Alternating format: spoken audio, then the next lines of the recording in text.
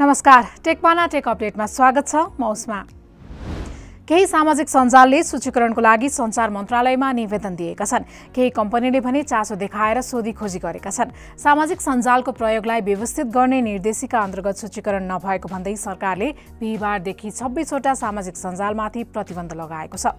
सरकारको प्रतिबन्धपछि हाम्रो पात्र एपले सूचीकरणको लागि सञ्चार तथा सूचना प्रविधि मन्त्रालयमा निवेदन दिइसकेको छ। यस्तै एलन मस्कको सामाजिक सञ्जाल एक्स सञ्चार तथा सूचना प्रविधि मन्त्रालयमा सूचीकरणका लागि सम्पर्कमा आएको छ। एक्सले सूचीकरणका लागि आवश्यक कागजातको सोधीखोजी गर्दै मन्त्रालयको आधिकारिक इमेलमा पत्राचार गरेको हो। सञ्चार मन्त्रालयका प्रवक्ता गजेन्द्र कुमार ठाकुरले एक्सले मन्त्रालयमा सूचीकरणका लागि के कागजात चाहिन्छ भनेर आधिकारिक इमेल मार्फत पत्राचार गरेको जानकारी दिएका छन्। त्यसैगरी चिनिया मेसेजिङ एप WeChatले पनि सूचीकरणका लागि इच्छा देखाएर सम्पर्कमा आएको छ। दुवै कम्पनीलाई सरकारले आवश्यक कागजात पठाउने तयारी गरेको छ। यसअघि बिहीबार बेलुका मेटाले दर्ताको लागि चासो देखाएको भन्दै सञ्चार मन्त्रालयका केही व्यक्तिले जानकारी दिए पनि त्यसको पुष्टि भएको छैन।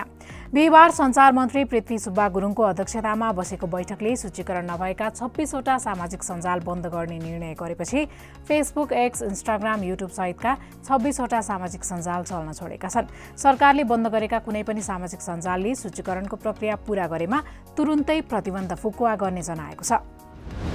सामाजिक सञ्जालमाथि प्रतिबन्ध लगाउने निर्णयको चौतर्फी विरोध भएको छ। सामाजिक सञ्जालका प्रयोगकर्ता, सरकारवाला र सामाजिक सञ्जालको उपयोग गरेर उद्यम तथा व्यापार गर्दै आएकाहरूले सरकारी कदमको विरोध गरेका छन्।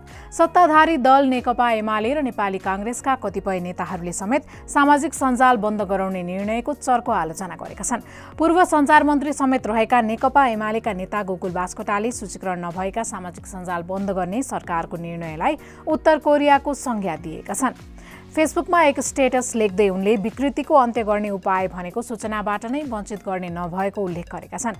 यस्तै नेपाली काङ्ग्रेसका महामन्त्री गगन थापाले सरकारको यो कदम गलत भएकोले तत्काल पुनः विचार गर्नुपर्ने माग गरेका छन्। फेसबुकमा एक लामो पोस्ट लेख्दै थापाले सरकार उल्टो बाटोमा हिँडेको टिप्पणी गरेका छन्।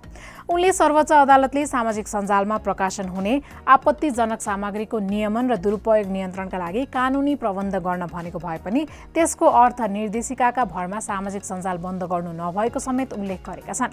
यस्तै राष्ट्रिय स्वतन्त्र पार्टी रासोपाका नेत्री तथा प्रतिनिधि सभा सदस्य सुमना श्रेष्ठले सरकारले नेपालमा सूचीकरणमा नआएका सामाजिक सञ्जाल बन्द गर्ने निर्णयलाई तानाशाही कदमको संज्ञा दिँदै त्यसको तीव्र विरोध गरेका छन्।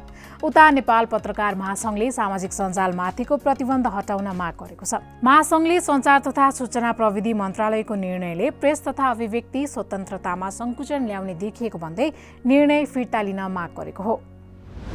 सरकारले 26वटा सामाजिक सञ्जाल प्लेटफर्ममाथि प्रतिबन्ध लगाएपछि टेलिकम कम्पनीहरूले सञ्चालन गर्दै आएका सोसियल मिडिया प्याक अन्यलमा परेका छन्। सरकारी स्वामित्वको नेपाल टेलिकम र निजी क्षेत्रको एन्सेलले सामाजिक सञ्जाल प्रयोगका लागि छुट्टै डेटा प्याकेज उपलब्ध गराउँदै आएका थिए।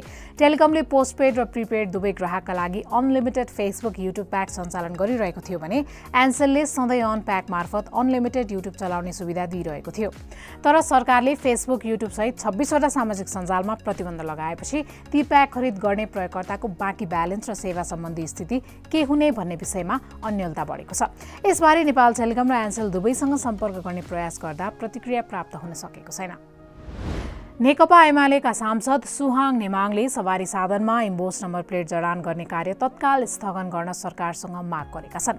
बुधबार प्रतिनिधि सभा बैठकमा बोल्दै सांसद नेमाङले इम्बोस्ड नम्बर प्लेट अनिवार्य गर्दा जनतालाई अनावश्यक आर्थिक भार र झन्झट थपिएको भन्दै यसको औचित्यमाथि प्रश्न उठाएका छन्। उनले हजारौं नागरिकले वर्षौं कुर्नु पर्दा पनि लाइसेन्स पाउन नसकेको, कर तिर्न दिनभर लाइनमा बस्नु परेको अवस्थामा इम्बोस्ड नम्बर प्लेट अनिवार्य गरिनु जनविरोधी भएको तर्क गरेका छन्।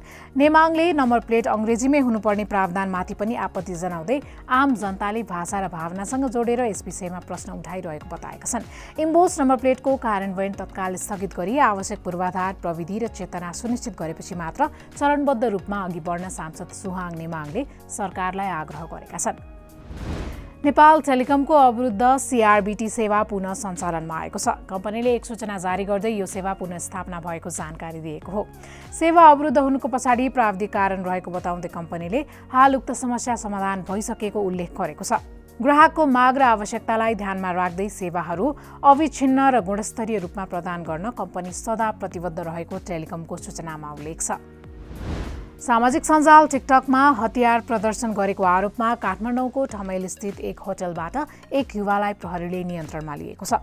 जिल्ला प्रहरी परिसर काठमाडौँले दिएको जानकारी अनुसार 24 वर्षीय मुस्ताङ घरबई हाल काठमाडौँ स्वयम्भू बस्दै आएका कर्म साङपो ठकुरीलाई अवैध हतियार सहित नियन्त्रणमा लिएको हो। प्रहरीका अनुसार यही 17 भदौ दिउँसो करिब 3 बजे काठमाडौँ महानगरपालिका वडा नम्बर 26 ठमेल स्थित एक होटलमा हात हतियार लुकाई छिपाई राखिएको भन्ने सूचना प्राप्त भएको थियो। सोही सूचनाका आधारमा जिल्ला प्रहरी परिसर काठमाडौँ र प्रहरी वृत्त लैन्चरबाट खटिएको संयुक्त प्रहरी टोलीले उनलाई हतियार सहित पक्राउ गरेको हो। अब मेटाको सामाजिक सञ्जाल थ्रेड्समा 10,000 क्यारेक्टरसम्मका पोस्ट राख्न सकिने भएको छ। कम्पनीले यसअघि 500 क्यारेक्टरमा सीमित पोस्टको सीमालाई विस्तार गरेको हो। यसलाई प्रतिस्पर्धी कम्पनी एक्स ट्विटरको आर्टिकल जस्तै सुविधाको रूपमा हेरिएको छ। थ्रेड्समा टेक्स्ट राख्नका लागि रेखासहितको एउटा नयाँ आयताकार आइकनमा ट्याप गर्नुपर्नेछ। ट्याप गरेपछि एउटा वर्ड एडिटर खुल्छ जहाँ तपाईँ आफ्नो टेक्स्ट टाइप गर्न सक्नुहुन्छ। यसमा टेक्स्टलाई बोल्ड, इटालिक, अन्डरलाइन र स्ट्राइक थ्रु जस्ता फर्म्याट प्रयोग गरी स्वरूप मिलाउन सकिनेछ। टेकपाना टेक अपडेट आजलाई यति नै। प्रविधि सम्बन्धी विभिन्न जानकारीको लागि टेकपाना हेर्दै गर्नुहोला। आजलाई भने बिदा दिनुहोस्। नमस्कार।